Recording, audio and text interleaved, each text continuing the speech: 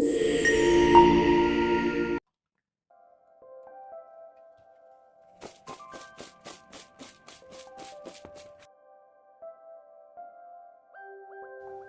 100 గ్రాముల చింతపండు, ఒక అర కేజీకి కొంచెం ఎక్కువే ఉన్నాయి వంకాయలు.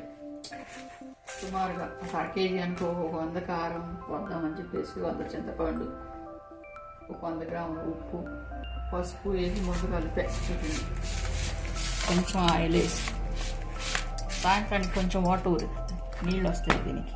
చింతపండు నానుతుంది, అప్పుడు ముక్కలు పక్కన పెట్టేసి ఈ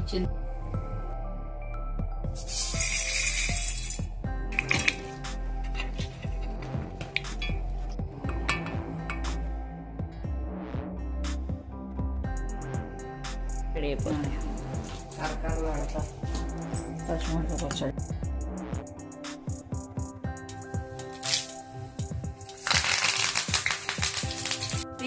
చల్లారిన తర్వాత కలుపుదాం, ఒక 5 నిమిషాలు ఆగిన తర్వాత.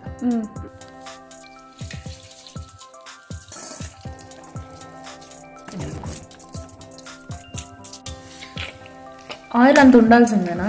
ఎక్కువ అనిపిస్తుంది చూడడానికి. ఉండాలి.